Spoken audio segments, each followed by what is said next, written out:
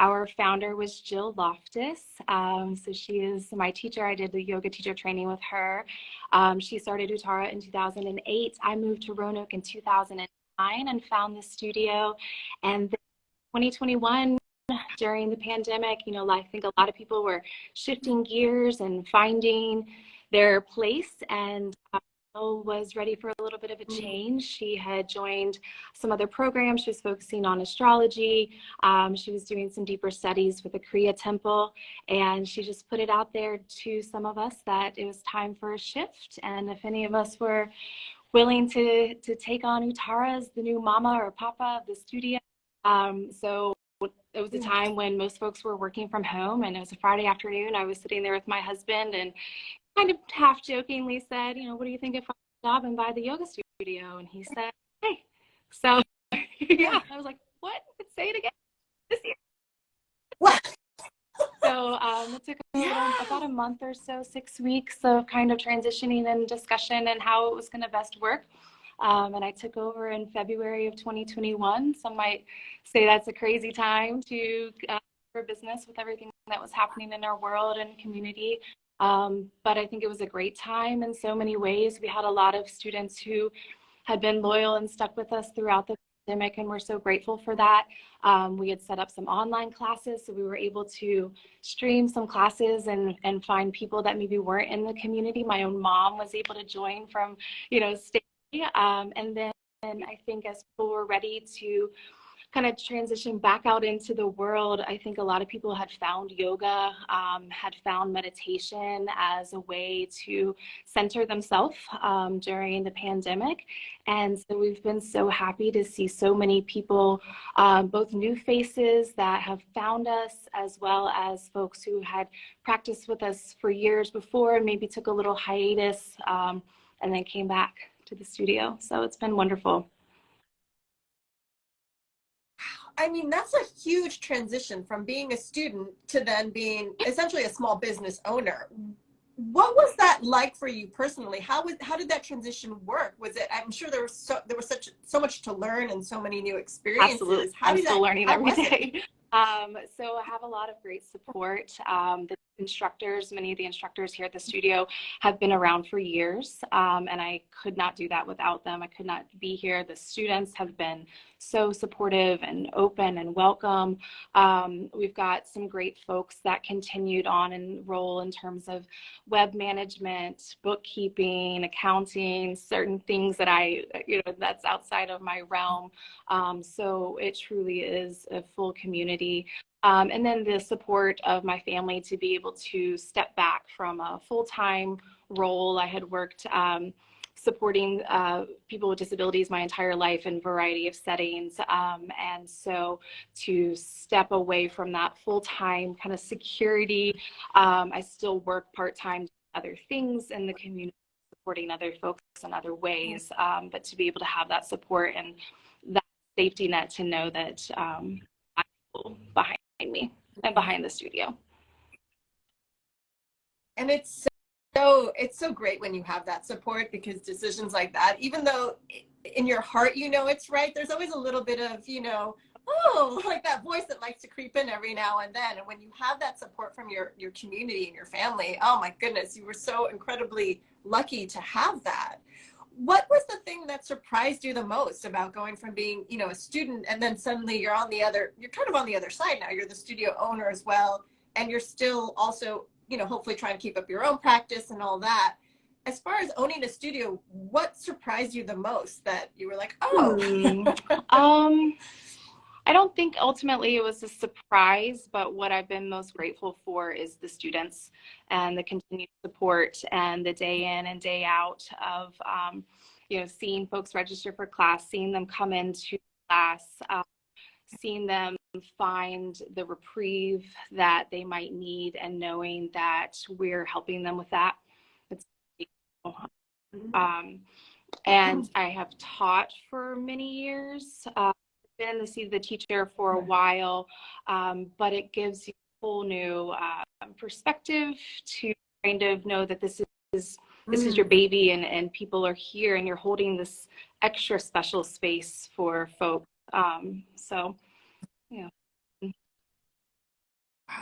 Do you remember your very first yoga class? So when I did my yoga teacher training, I mostly did it for personal development without really the intentions of teaching. And at the time, I was working in public education. I was a school psychologist for our school division here. And so the first class was working with a group of fifth grade girls in an after school program. And helping them find that sense of stillness and peace that they might not find in other parts of their life was really powerful. And I had a friend who was helping me with that. And we were, doing kind of a girls empowerment group and then creating some of the yoga and mindfulness. So that was my first, if you will, class, even though it wasn't something I was being paid for or went out of really doing in a setting like a studio or a gym. And then my first teaching, again, I'd kind of done this more for personal development and growth. And so my passion was bringing yoga to the people that might not have initially found a studio or might be comfortable coming into a studio or not even really know how to begin that. And so my first teaching opportunity was with Uttara, but at our local climbing gym. And so I would go to the athletes in the climb room. So. Oh, wow. Yeah. Yeah. And I love that it's offered to kids so much, like that there is so much kids yoga these days. I always say this on these IFU Lives. I really wish I'd had yoga as a child myself. I feel like it would have helped many, many things in my life. But I love that it's also offered in so many different environments. So maybe someone that might not, there is a preconceived notion of what yoga could be. And when you offer it in different environments, like, office settings or in gyms or rock climbing spaces, you get a whole new group of people that are now like, oh, okay, maybe I can try this. And we're getting ready to start our second year of summer camp for kids. So we're doing a kids yoga art camp at the last week of June. So really excited about that. We've done a 4-week series back in 2020, and I transitioned that into a summer camp last year. It was a great success. Ready to do that again. And the studio does have a partnership with our local school division to go into the after school program. So we work with different schools offering yoga and mindfulness as part of the after school program. Wow.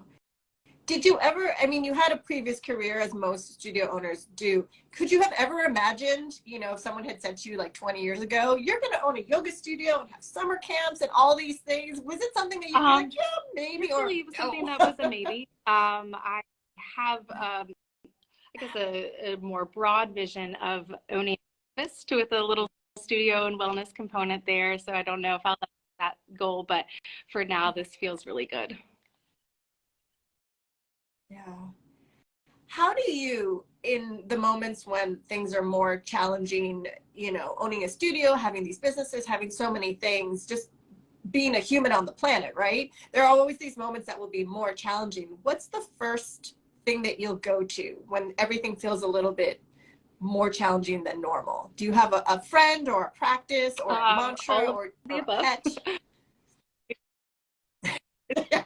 It takes a village, right? But that ability to, for a moment, just feel my feet on the ground and find my center, which is our actual studio tagline, but to really just come back to the space within, feel my breath and feel my feet on the ground.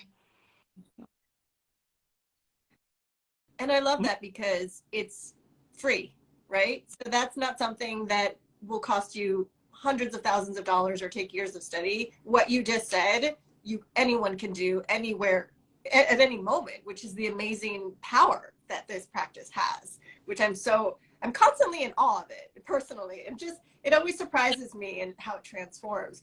Has your personal practice changed over the years? Certainly some days I'm more able to get physically on the mat than others, but with the core of yoga, it comes back to some of those principles, the other limbs besides asana, tapping into the yamas, the niyamas, the breath, the focused awareness.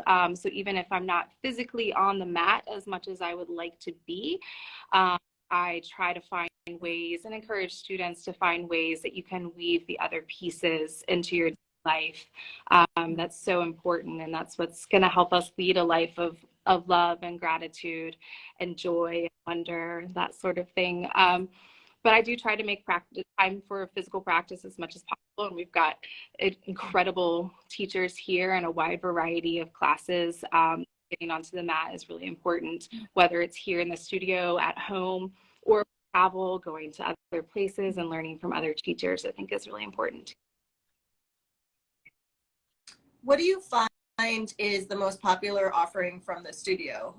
Is there a class that really sort of rings out as your community really is drawn to it? It's the most popular? I would say that each teacher is so unique and holds wonderful space for their students that there's not one more popular class than other. We offer about 20 weekly classes throughout each week. Variety of instructors and styles. So we've got all levels. We've got beginners. We've got soul strength. Right now we have a belly dance series for something a little very popular.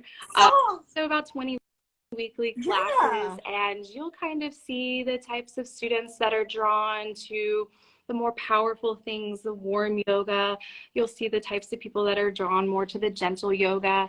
And then it's always neat to see the folks that'll sign up for, yin yoga on Tuesday night and power yoga, something like that. And just knowing that they're finding a nice balance to that yin and yang. So, but all of our instructors are incredible.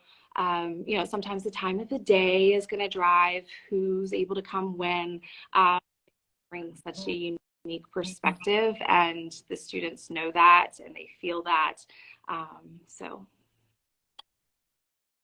And you're still offering online a as handful well? of our morning classes we're still online. Other than that, we have transition classes, but they're usually about one or two. We kind of took a look at the numbers and looked at which classes were still holding a couple of online folks, and so Monday through Thursday 9:30 classes still have a Zoom link, and Monday and Wednesday is a gentle class. Tuesday, Thursday is a vinyasa 2-3. So you can get either one. You're gentle, you're young. So. And is your mom you might still even be online right now for supporting you and cheering you on? What would you say if someone came to you and said, I'm interested, I think opening a studio, becoming a teacher, any of these things, this is my passion, this is what I want to do. Is there any advice that you would give that person through all the things that you've been through and all the journey you've been through? I would say, yes, do it. The only way to explore and to grow is to show up. And if you don't show up, you can't learn. Really, sometimes I do think that with our busy world and all of the things that pull us in so many directions, whether it's external or internal, there's so many other choices we can make that choice to just show up. You're taking the right step. Yeah. Thank you so much, Laura. Is there anything you'd like to share? Anything that's coming up that you're excited? You mentioned the kids. Summer camp, any other events that are coming up? We're getting ready in a couple of weeks to make a big announcement about a retreat. So I want folks to take a look at our social media here in the next couple of weeks. Historically, we've done some really great international retreats. We've had groups go to India, Peru. With the pandemic, we brought things back locally. So we've got a student he has a beautiful flower farm not too far away. So we've done 2 different fall retreats there. We did one a couple hours away still in Virginia, but we're going to a big announcement about a little bigger retreat. So keep an eye on social media for that. How do you, as I'm always curious about this, now that we can go anywhere in the world, how do you even narrow it down to where you're going to go? Do you choose places that you're just personally interested in? Is it like a hunch? Like how do you even decide? For me. And it depends on the teacher that's interested in leading the retreat and what connection they have with the space where they want to go. Yeah. And thank goodness now we can go anywhere again, right? I knock on wood as I say that because I'm always just to be careful. Laura, thank you so much. And thank you for supporting us as well. We are a free community magazine, and we only exist because of people like you, quite honestly, who believe and support us. And we will be sending free copies of our issue, which is literally going to the printer this morning. They will be at your studio in June for your community. And thank you so much for your support of our publication. Take care. I'll save this on our page, and I'll send you a YouTube link once we upload it as well.